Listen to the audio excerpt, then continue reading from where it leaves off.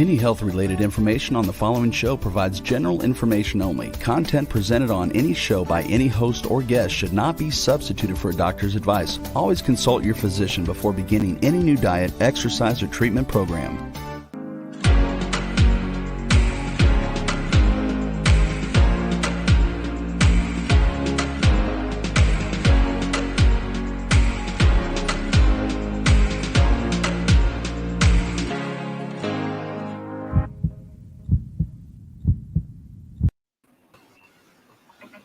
Oh, hey, y'all. I don't know what happened to the internet, but here we are. It's Friday, and guess what? It's going to be 5 o'clock somewhere. That's my happiest day of the week.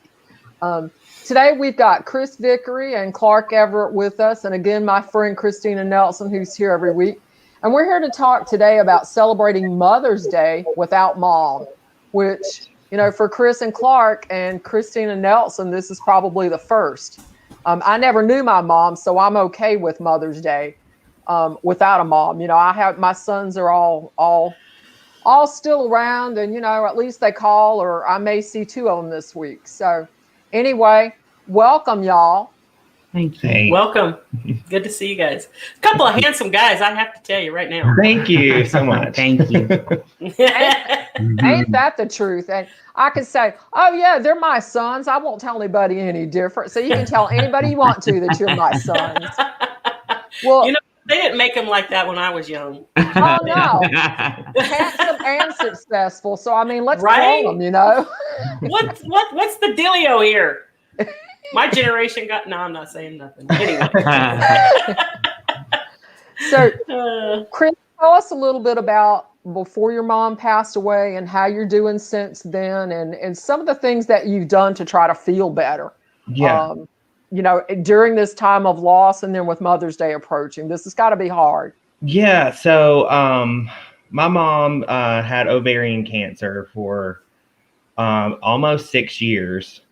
And so it's a little strange for me because she never really showed any kind of pain or anything that I think she kept everything hidden. Yes. And so even after, you know, the time was given, maybe I think the doctor had given her 2 months here back in, when was that? Probably October. And she actually ended up living 4 months. But yeah, I think it was just like a little still shocking to me when it actually happened in January, because I think she just was really good at hiding it for the fact that she didn't want to scare us, me or my sister. Was it, did you ever feel like that you knew when she was getting close to being ready to cross over? And when I'm saying cross over to the other side, as a clinician, I use that term versus dying because I believe in life after death. And I think it's a lot easier on people emotionally, the term crossing over versus death and dying. But that's just my opinion as a clinician. It's what I do in my clinical practice. Yeah, I think I did. But see, with me, I actually got COVID like at the very end of her ordeal. So the day that I was able to come out of I think it moved from 14 days down to 10.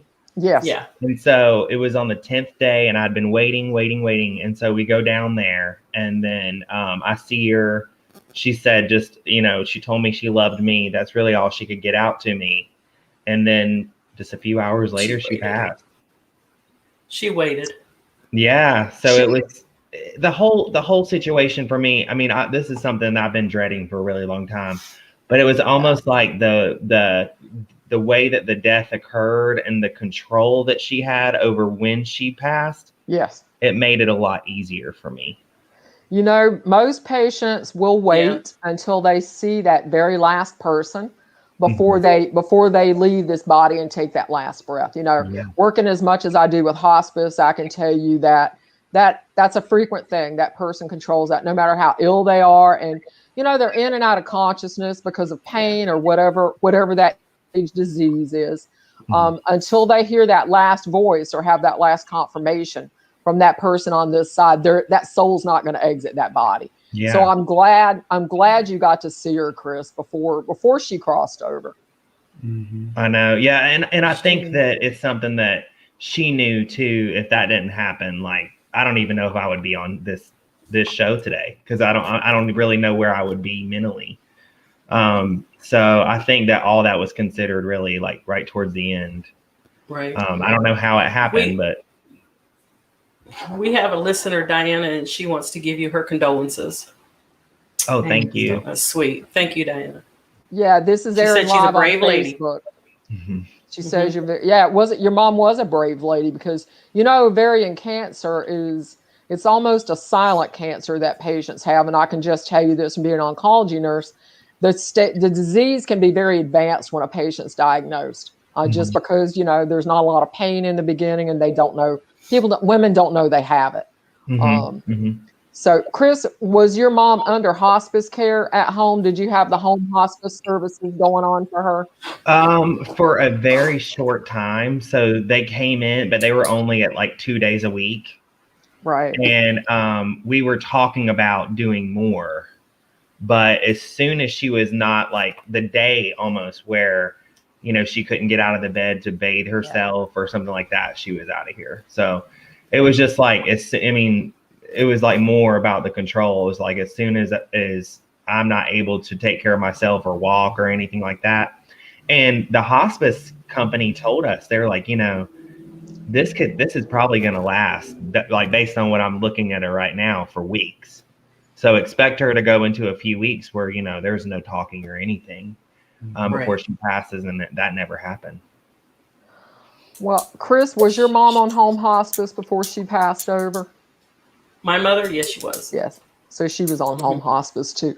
I think it's wonderful for families when you can have that family member home, and until they've crossed over to the other side. And people worry, well, do they haunt the house? No, they don't haunt your house. Yeah. It's just more peaceful for that patient to pass away. Everybody wants to be at home. You want to be at home in your bed, hospice bed, whatever it is. You want to be in that home environment where you feel safe and secure. So that was, I applaud your family for enabling your mom to be in that home environment, both of you, because that's a lot on a family, having a sick person, in the home that requires 24/7 care. But how are you feeling now, Chris and Clark, since you've been through this experience? How are you feeling with Mother's Day coming up on Sunday? I mean, the thing is like, when she passed, I knew, it's coming, and it's going to come really quick, and, you're going to have to deal with this. So we were like out to eat at the diner the other night, and there's like all these balloons everywhere already. And, you see all that, and you get all these ads on your phone. You start getting all the emails and everything. And, I mean, I'm still in the phase kind of where I really don't know what to think about it. Yeah. And I've been okay when Clark leaves to like run an errand or something like that, or I'm all alone by myself. That's whenever it hits me. Me but too. As long as someone is around me, I find that I'm okay. But about a few hours alone, and I'm like, I have a moment, and then it goes away. Well, the grieving process, there's no set time length for grief, Chris. And you already know this, Christina. It may last a year, it may last 3 years. You're always going to have that loss. So you're always going to have a minute when you feel that sadness. And that's going to be the rest of your life. And it's learning to live with loss and trauma, and almost you begin to forget it at times during the day. Like, when you're busy at work, or, when these twins come. Chris and Clark are expecting twins in 3 weeks, everybody, with a surrogate. So we've got new parents. We're going to have new parents back on the air with a set of twins soon. Yeah. That's adorable. We'll have to do a show on that. Did you even identify with the word grief before your mom passed away, Chris? No, not really. No. And the thing is like, even with the twins coming, it was almost like, I mean, I am now, I'm starting to, because, it's right around the corner, and my mom's already gone. But for the longest time, I could not get excited about it, because I was just everybody's like, oh, are you excited? Y'all are gonna be having babies here in a few months. And I'm just like smiling and saying yes, but I'm really like, I was waiting on the excitement that everyone gets. But I think it's because that's in the back of your head, It is. the whole time. And your mom's not here. Your mom's not Yes. here to enjoy and celebrate with you. And that's hard. Yes. I know. It's tough. Yeah. And she even, We'll get through it. Before she passed, she would ask me like a few times, she'd like, so when are the babies due again? And so I would tell her, and I could see her starting to count the months in her head and knowing, I'm not going to be here for that. Right. Well, So I'm going that to tell you this much, Chris. Chris and Clark, both of you, your mother will be around those babies and they will see her. I guarantee it. You won't, but they'll see her. Oh, yeah. It's beautiful. Oh, yeah. And more on that with like the presence. I think that it was very strong, especially like right after she passed away. My mother too. Yes. A lot. And then it just kind of like slowly faded. And then I wondered, why is it like more faded or more muted or whatever? But I really do think that it's because they just want to like, you're not going to be able to advance in the grief without them being gone. And so I kind of believe that in a way. Yeah. I think that you're absolutely correct. Not only are they going through their life review and all of that while they're, in their newly passing, but it's true. They need to give us, and I'm not saying this in a derogatory way, but we need our space so that we can grieve. And feeling their presence is very difficult. Today, I feel my mother's presence, but I know it's because Mother's Day is coming up, and I cried today. And I haven't cried in a long time, but with Mother's Day coming up in a couple of days, I really feel her presence. And I know that she's just here giving me love. I could feel her hugs, but and you probably will too. And Sunday will be a little bit difficult, Chris and Clark, and I'm not going to, sugarcoat it. It will be. You'll see people walking around with flowers. If you go out to eat, you'll see all the mothers there with their children, and you're going to feel really like an orphan. And it's a very empty feeling, but it'll get better. And it does. I really promise you it does. And just knowing that she's there, because we do, like Gail said a while ago, we have another life, another dimension that we go to. And she's absolutely watching you guys and loving on you and loving on your surrogate and waiting for those babies to come anxiously. And so, it's just unfortunate we can't physically see them or touch them. Right. So, yeah. Growing up in and I'm going to say a Baptist church, I was Baptist when I was growing up at home. The one thing that I do remember Baptist clergy teaching, and they do a very good job of it, is, when that soul crosses over into the heavenly plane or heaven or whatever term people use to refer to it now, is that person is busy studying on the other side in the temples of knowledge that are there. That soul has to study and progress. And so, as I've educated myself, for the last 64 years, you'll be reincarnated at some point in time. On average, a soul's on the other side for about 50 years. And, one day in heavenly time is 1,000 years in earth's time. So if you think about being on the other side for 50 human years, that's really not very long. It's almost the blink of an eye before that's that what they soul say. Yeah. So, that's all written in the scriptures. The reincarnation is questionable for some religions, but as long as I've been a therapist, and as many past life regressions as I've done, and people recount experiences from past lives, I'm a firm believer scientifically that we will be reincarnated. Oh, yeah. So I think that brings comfort to a lot of people. But I think one of the main things that has always brought me comfort, and I work with end-stage disease patients day in and day out, is that there is life after death. It's literally this soul leaving our human body to cross over into that other dimension. And I think most religions believe that. Yeah, and I'll say, I thought, I'm going to be just this mess that can't speak to anyone or anything. And it was very, and I'll go there, but it was like right after she passed, like it was a knowing, that there is no one in the body. And I knew it for a fact. I didn't need to question it. I could just feel, she's gone. She's not there. I did too, Chris. Yeah. Yeah. And it was just, I don't really know how to explain it other than I know. And that's really it. Well, when a soul first leaves the body, now this is based on religious beliefs in most Protestant religions, that soul stays on the earth for 72 hours prior to crossing over, just like Christ did after the crucifixion. So, when he went up into heaven. So you'll feel that soul for 72 hours on this earth, visiting you and visiting family members. They're present at their memorial service or funeral. And people say, well, I thought I saw him. And I'm like, you did. So it may feel like a dream, but you are able to experience those things, especially immediately after a person dies for those 72 hours. And I think Baptist clergy, and I'm Mormon these days, but I grew up and I was lucky that I had a good Christian foundation education from clergy, and have built on that over the past years. But those are. As much as I work with people that are dying and die, I assure you, there's life after death. So Mother's Day is particularly important to a lot of people. For me, it's never been a big deal because I didn't know my mom. I knew I had, it was never a big deal for me. So for those listening in the audience, I'm one of these people. I didn't grow up with Mother's Day being a big celebration because I didn't know her.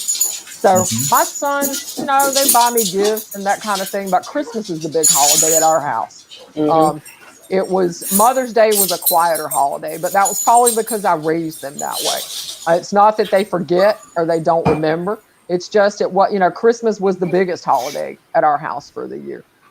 Yeah, I think Clark's the same way as you, because you lost your mom when you were what? 8 years old. Yes. Oh, bless you. Yeah, I've had That's way too young. lot of time to process all of that, and I'm in a really healthy place with that. So Good. Just trying to help Chris to kind of get there. and it's hard for him because I feel like she kind of did take that, fill that void for so long. Yeah. Because we've been together for 12 Absolutely. years.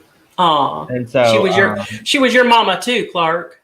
Yeah, and when you grow up that young without a mother, what you do is you start to fill that space with lots of mother figures. Right. So even into my adulthood, I find that I'm very close with lots of females that kind of exude some of my mother's personalities, traits, characteristics, but there's lots of them. So his mom was certainly one of them. She was an amazing person.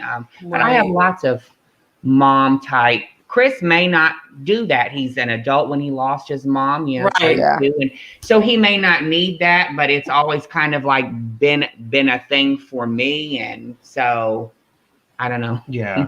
And I mean, I grew up with a very, supportive aunt, and but that's the thing, is like I love her to death, and she'd do anything for me, but she's not my mom. Right. Nobody will ever be that. And I really do think my mom really was, just the sweetest person I've ever met in this world ever. And I know I'll never ever meet anyone like that again. I'm the same way with my mother. She was amazing. Yeah. And nobody could fill those shoes. Yeah. And look, they raised wonderful children. I'm wonderful. You're wonderful. I mean, come on. They did a great job. That means they were great mothers. Yeah. And it is kind of like a little bit of a void, because that warm part of our family unit is like, it's almost like it's a little cold now. So golly, you're going through the same things I went through, Chris. Yeah. I still am. Yeah, I miss the warmth. I told Christian that it's a big change, and everybody will have to kind of like learn new roles, kind of, and learn how to have that family unit without her being physically here. Right. I think with your twins, when they come, that you're going to find that warmth and center of that family unit is going to transition to your household, Chris. You and Clark both. So. Where the children are. I think what we're going to see is your family coming there for the holidays, the big meals, and, your dad and your sister and nieces and nephews and things. I think that's just kind of, just because you two are such a loving couple, I think you're going to resonate that and be that loving draw and that heartthrob, that strength in the family for your the foundation. Yeah, I think so. because I look to you for Absolutely. that. You know, for when I ask you about your family, I can ask either one of you how anybody else is doing. I'm going to get the right answer from either one of you. Right. You know, when I'm asking Awesome. about something. So, yeah, I think you're going to see that transition to your household. Absolutely. I have to ask a question though. Have you named your twins yet? Have you named them? Yeah. No. They're okay. Oliver and Oren. Oh, I love Oliver. I love that name. My stepdaughter named her son Oliver. I love that name. Yeah. And Oren's cute. See, those are nice names. I like that. Yeah. Oliver and Oren. It just sounds good off the tongue. They got their nursery all set up, and I don't know who it was I saw on Facebook with a Versace diaper bag yesterday. This one. You gotta have that. You have to have the bling and the Versace's. He put out a post saying that he got them something. I'm like, that's not for them. Yes. I want a Versace diaper bag. I'll take it. In all honesty, he tried to get me to buy a more expensive one. So I love it. That's awesome. It's a little feminine for me. Oh, I think when I was a baby, I had a plastic bag for a diaper bag. So you guys have come a long way. Oh, I had a set of twins, and my diaper bag was always probably from Kmart. You know, when my twins were born, it was as big as I could get it to put all the bottles and things in for the two. Right. So, yeah, it was. Gosh, you guys. You're in for a journey. How did your family? How do you plan to celebrate Sunday, Chris? Are you working or are you taking the day off?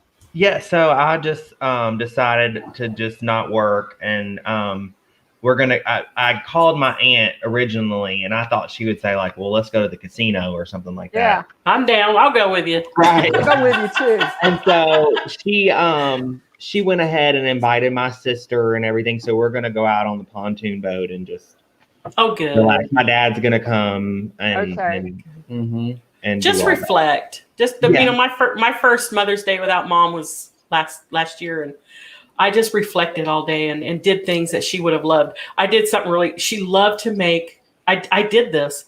My mother loved to make sugar cookies cutouts. Mm-hmm. That was her thing.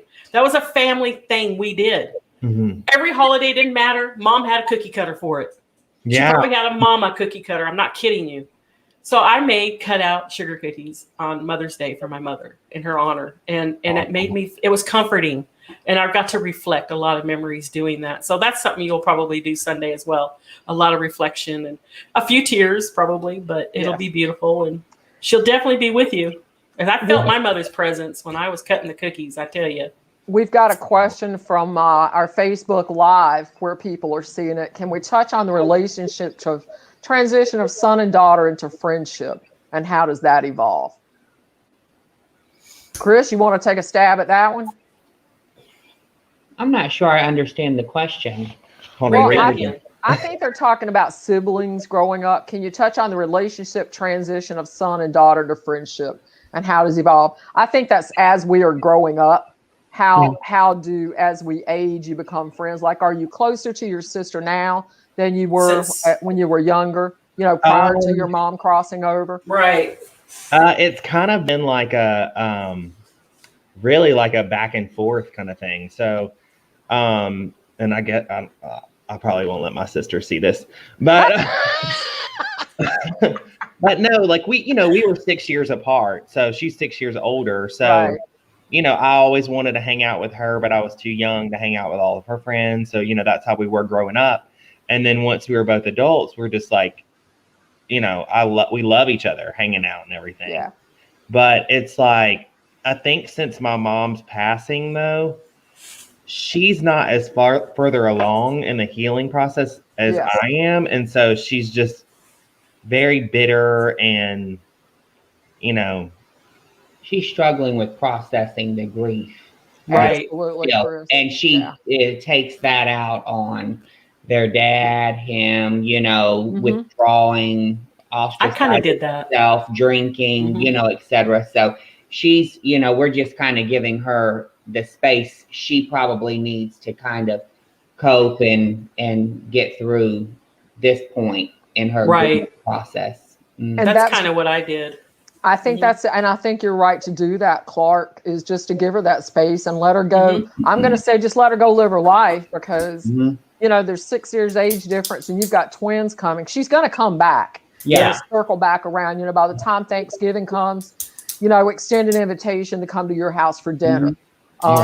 You know, or your that energy from her. And so to be around that, it really takes it out of you. So it does drain the energy. Yeah, it does. They said that about me. I did the same thing. Yeah. And I had to get therapy. It was that. Yeah. Well, my father was killed in a nursing home, and then right after that, mom died. So I had both that lived with us that I loved. And so it was tough, but I was a bitch, and I'm just going to say it on air. Yeah. And I was hard to cope with, and people just said, "Ooh, I'm going to give her space," and they did. Right. And now I've come around. It's been 2 years, and almost 2, and I'm doing good. I am. I'm doing better, but give them their space. Yeah, and see, my family is not real big. I'm more big on like therapy. I was in therapy. I went ahead and started therapy like a few weeks before my mom passed. Right. And so I was like, I'm not drinking anything. Like I knew it was coming. And so I was just like, let me get myself prepared for this. Right. I did that. And so I really would recommend that too. Like if someone is going to pass and you know it, don't, you know, I would not drink or anything like that, like a couple of weeks or months before, because I was able to connect more with what was going on, like with the passing and the presence and stuff like that. And I felt like I wouldn't have been able to feel it had I been altered or something like that. And that's exactly right, because I altered mine a little bit, and I realized I can't do this. This is not going to work. And I was able to pull myself away from that drinking and being stupid and got therapy. But you're absolutely correct. Don't let that alter you. You need to feel and don't mask it. And you need to get, and you absolutely need to get, and I believe in it, therapy. It's affordable. It's amazing. You're talking to someone that doesn't know you or they're kind of on the outside looking in, and man, it is amazing. And it got me through it. It is. You too. And I think that's where my sister and I kind of are in this. Well, it's like we don't tell each other or anything like that. That's something's going on. But it's just, she has a completely different version of the death than I do. There you go. And so I'm just like, you know, when I hear it, I'm just like, no, that's not what it was like, but all right, you know. So we just kind of have a disagreement with what happened. And it's almost like where I think she is at a place where she's not really sure where she is. Yeah. So and part of that grieving process is very confusing to someone, especially somebody that's not going through any counseling. You know, there's plenty of books on the market about grief. If she, you know, she could pick up a book and read it to understand the 7 phases of a grief cycle. Right. You know, fear always happens first, and forgetfulness is where you want to be, and that's the last phase of grief. Right. When you're beginning to live with that loss, and you're still sad about it sometimes, but you're like, okay, this happened, and I'm just okay with it. So that's the goal of where you want to get. And your sister is in a detrimental cycle between anger and denial and bargaining. You know, why did it happen? And it's it's a lack of understanding. Sometimes I think it's harder for people that may not believe in the life hereafter to know, okay, we leave this body, but guess what? We have a perfected body on the other side. And I think that makes it easier from a perspective when somebody does cross over.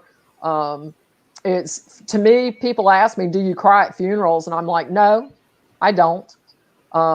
Because believe me, I go to enough of them. And so I'm not one to cry. I may cry at a hospice because, you know, I've been working with the family and the patient and the hospice nurses, you know, for weeks to months before somebody crosses over. And that immediate loss for me is the hardest part. You know, when I hear somebody take their last breath, and, you know, talking to people in the audience that may have someone at home who has an end-stage disease, if you can have them home and allow them to pass away at home, that is very good for that patient. And hospice services are free in all the communities, and they will come out and provide you as much support as you need. So you just have to let people know what your needs are. So I don't know. I think you're in a good place, Chris. You know, both of you are. Absolutely. And Clark is in the same place I'm in. I had lots of moms that I looked up to when I was growing up, and I thought, I like the way you do that. I like the way you do this. And so I kind of took all of that. And that's kind of what I've implemented as a parent. I didn't really have, my Aunt Nellie growing up, I think was my probably motherly role model when I was a child. And it was because we were at their house so much. Anytime anybody said, you want to go to Aunt Nellie's house to eat? Well, I was the first one in the car because I knew it was going to be good. Right. Yep. So, Christina, how long's your mom been on the other side? She died November 16th, 2 years ago. So this will be my second Mother's Day without mom. So yeah, it's tough. Are you doing anything different this year than what you did last year? It won't be as reflecting probably. Right. But of course I will think about her a lot. I'll probably feel her presence of Shirley. I believe Mary and I are going to go for a ride in the Jeep, my Jeep therapy. And that really, truly helps to kind of get my mind off all that. So we'll go out and do something, just get our minds off, go have dinner. So Chris, she's so supportive. Mm-hmm. Well, I'm going to tell you, your mom is here with me, and I'm just going to say this on the air. I don't know who's got a bed of pansies. These are a lot of purple ones with a lot of the yellow in it, and they're in full bloom right now. So I don't know which house this is at, but somebody's got some pansies in the garden because she's showing them to me while I'm talking to you right now. It could be this spring, it could be last spring, but it was something that she's seeing right now. And I'll tell the audience, Chris, I am a medium, so is Christina. And, I work as a nurse, and I don't do readings for people anymore. This is just part of what I do in healthcare. It helps me do my job. So that's one of the things your mom's showing me right now. And something that families can do, and I'm talking to Chris and Christina, when, for Mother's Day, light a candle and, buy a couple of roses and put it in a vase, just buy them from the grocery store and put it there. You can sit a picture of your mom by it or your family. That spirit will see it from the other side. They cross back and forth. So that's a nice tangible thing for you to do when you're home. And you can rest assured that mom is going to come and they're certainly going to come and visit you, but they see what you've put there, that yes, you're remembering them. Spirits have to learn how to communicate with us from the other side. And she may slam a drawer. She doesn't have enough energy to do this yet, but she will begin to let you know you're there. If you feel chill bumps, around that, she's been on the other side enough. She may have enough energy to connect to your auric field for a few seconds at a time. Chris, you want to add anything to that? Are you talking to me? Yeah, either one of you. Oh, okay. Were you talking to Christina about the pansies or me? No, I'm talking to you. Okay, I'm talking to you and Clark. Yeah, they're right. They're still here from last season. And she talks about them constantly when she was here. Oh, okay. See, I'm an evidential medium. So to let you know that people are alive on the other side, they show me things. She's been showing me these pansies ever since we came on the air. And I thought, okay, I'm just going to say this. Yeah. So, and they're only purple and yellow. No, so I cannot see the pansies. So that's evidence for you that your mom is here listening to you on the air today. And she's right there with you. That ought to be a lot of comfort to you. But some people don't believe in mediumship. The Mormon bishop tells me, well, you can't talk about that. And I was like, you watch me talk about it. And you watch me talk to these families in a hospice and how much comfort it brings to them. So you can tell me whatever he wants to do. I'm going to do it anyway. It's not like that's weird. We had 2 baskets of the pansies or whatever. And yes, I've been waiting because they're almost dead because it's way out of season. But I have not moved that for that reason. I was like, this is the last plant, annual plant that she was still alive and saw them. So, put that candle out. There's a difference between the light that you see on this earth plane than the light that you're going to see in heaven. And I call it celestial light. You can call it glory. You can call it God's light. That's very bright. And the light on this side, when you light a candle, that soul can see it from the other side, through the veil. And they're like, oh, if I go to that, then I'm definitely on the earth plane. So it's anybody in the audience, if you want to put something out in memory of someone, always light you buy at the dollar store. Right. Doesn't matter Yeah. what color it is. Doesn't need to be a scent. There's just light that little candle and let it burn. Right. You know, all religions and all indigenous people do that. So there's definitely some truth to, you know, the spirit being attracted to that light and in your area. That's why we have altars, and all indigenous people have altars for the dead to glorify them and to remember them. And it does bring them to that. So there is truth to that. And so I have a little altar area in my house for mom and dad with their wedding picture and their pictures. And periodically I light a candle, but that's their little spot. And I feel like when I need to be in that room and feel their presence, I light that candle and sit there and reflect. And it's beautiful. I love doing that.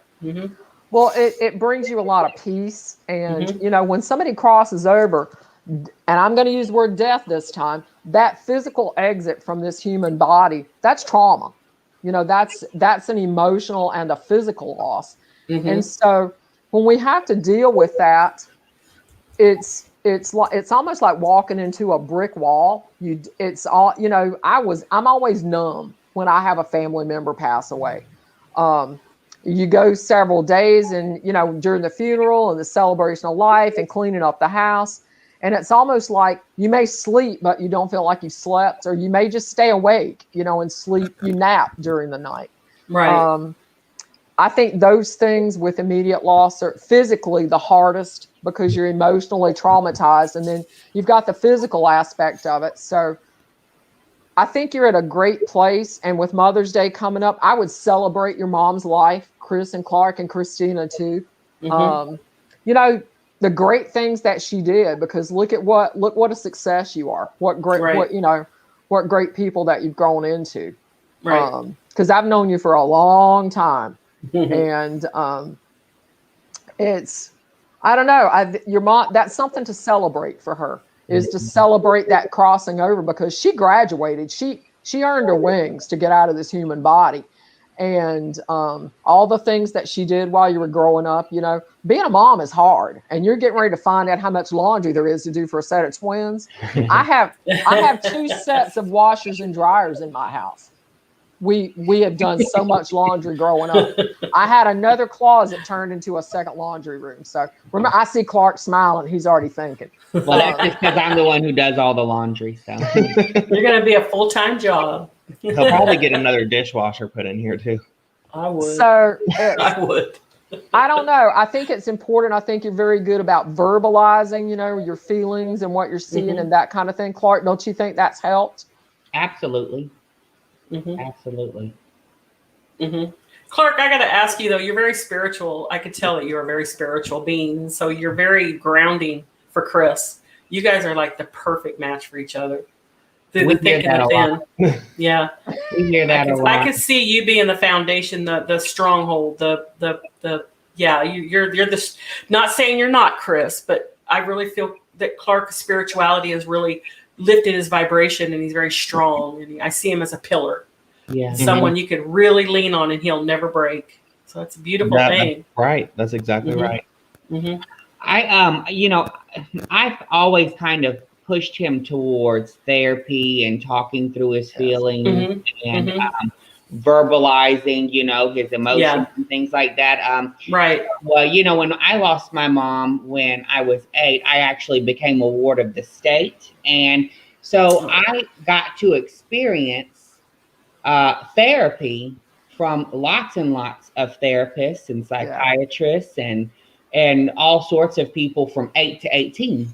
And so I certainly, it's done wonders for me. And so as an adult, it's certainly something that I encourage. And of course, Christian going through probably the only bad thing that's ever happened to him in his life. Truly, he's had an amazing life up to this point.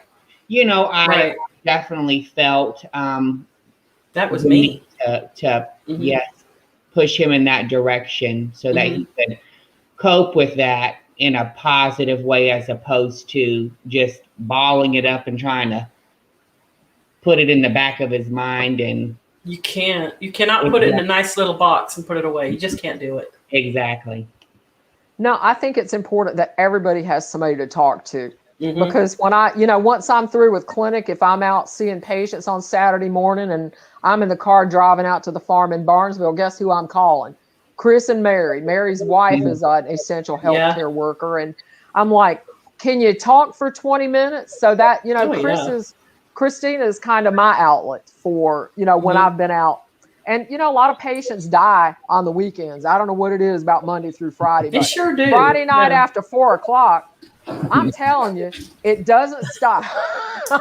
That's true. Why they pick the weekends are our fun time. Don't die on the weekend. I don't. What are you doing? A lot of people choose to cross over on the weekends. Maybe it's while somebody else is not working. I don't know. I know. But I think that stress relief is important for everybody. Are you going to have your dad around this weekend, Chris and Clark? Yeah, he's going to be there too. Okay. They're going on the boat a lot. He goes out on the boat a lot. Well, he's just here at our house a lot. I think he's still trying to cope with how does he live alone. Yes. I think they were together close to 40 years. And so he's not, he's an extrovert.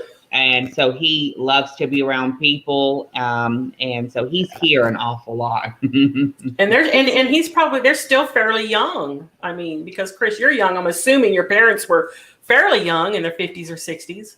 She was 64. He's 74. That's still young today. Yeah. Really it is. I'm 69. His dad thinks he's 24. That's what I mean. See? It's not like old school. These old people are young. They're young. They run circles around me, okay? Yeah. His dad certainly does. Yeah. And he says, he does say he is very lonely. And so I tell him, I just have to have patience with him. My sister doesn't, but I just have to tell him, you're welcome here whenever you want to come here. Aww. I know he's going to be a little more annoying right now than he would be. Well, yeah. But, at the end of the day, it's your dad, so you have to it is. You have to do. I think that's really healthy for him to be with you and Clark. Yeah. And, when you bring the twins home, that's really going to give him something to do. Let him change some diapers, y'all. Absolutely. I plan. He ought to be a pro with that. Yeah, he's talked about it. So you might want to push him towards counseling. There's telemedicine now you can do. The Therapy Tribe is a website. I'm listed as a therapist on there, but that's all telemedicine on HIPAA compliant platforms, and Medicare covers a lot of that. So that's just something in the back of your mind to think about. In about a year, get him on Senior Tinder. He'll love that. I'm kidding. He's been talking about it. Swipe right, swipe left. Yeah. Teach him all that. He'll be good. Well, I don't even know what that means, so I'm not going there. I'll teach you, Gail. Oh, I don't want to learn. No, you don't. Trust me, you don't. Well, I think you're in an amazing place. And for the listening audience, Chris and Clark, do you have any words is there something in particular about going through loss at Mother's Day that you can share that might help somebody listening today? Because you've got a number of folks listening live and they'll be playing this back all weekend. I would just say, I would really just find that other mother figure, or, if you're a mother or you're a parent, honor yourself, get a massage, do something. And I found that helps a lot too, is a lot of self-care right now. Yes. I just go weekly and just say, I need to get a massage. I feel so much better doing that. But two, if you do have a parent that's sick, or, they have a terminal illness, definitely, take the time really to spend with them. Because for me, I'm such a big workaholic and stuff like that. And there are many times, even with her here on last Thanksgiving, and I knew she wanted to make something with me, that I was just so busy that I was just working so hard, so I didn't get to. And now I just think about it constantly. So, just do take that time, because it It was dressing. He was supposed to make the turkey dressing with her. Yeah. Oh, her But it's special not like recipe. it's not a huge regret because I mean we all have to make money, but Yeah. at the same time it's just like I don't know. I feel like I could have done a little more. I think she wanted you to have her special recipe. I know. Probably. She did. Yeah. I think Christian really was in an avoidance phase. Right. Uh-huh. As she was nearing the end. Absolutely. It was a way for him to cope if he didn't have to see it, which means see her or talk to her. He would almost kind of avoid her, and I would kind of have to push him, like, you need to go sit with her, talk to her about anything. That's very normal. Absolutely. So that's I got a lot of that from him with her towards the end for sure. Yeah. Aww. Clark, well, I think thank you for sharing that. I think that was very important for people to hear. Mm-hmm. I think so too.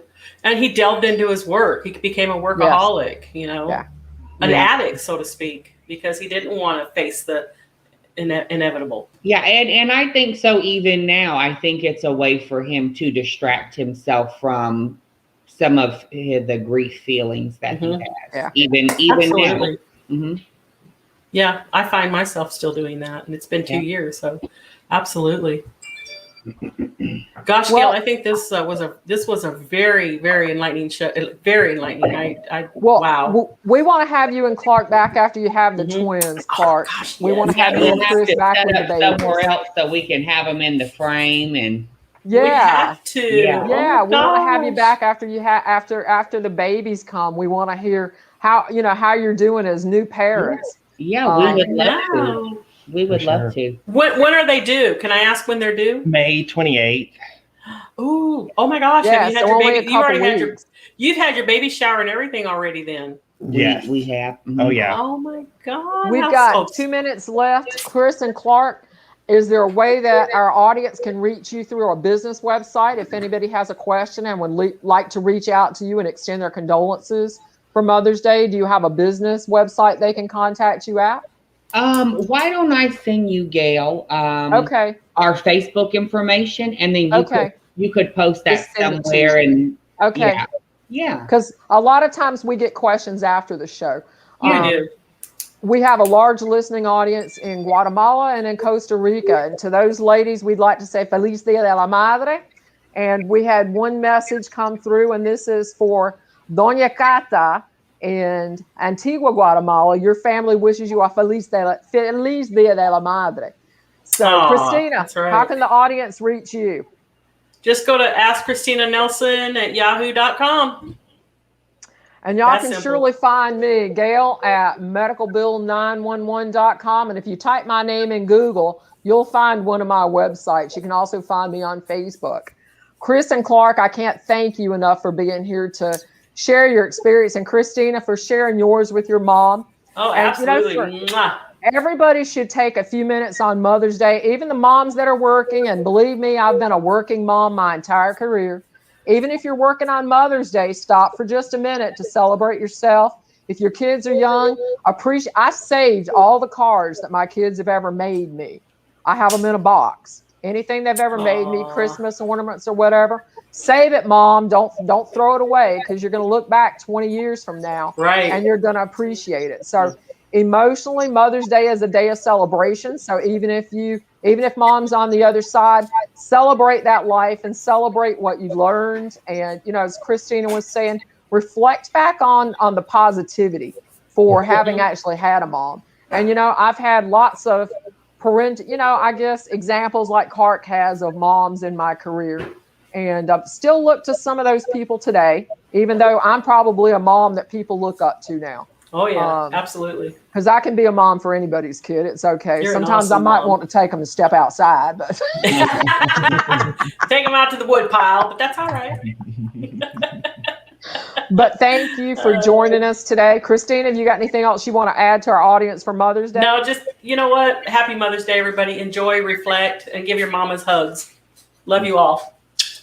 Chris and Clark, thank you. And to our audience and our wonderful producer, Roxy, happy Mother's Day. We thank you all. And we'll see y'all next week on Healthcare 911. Peace, guys. Bye-bye, sweethearts.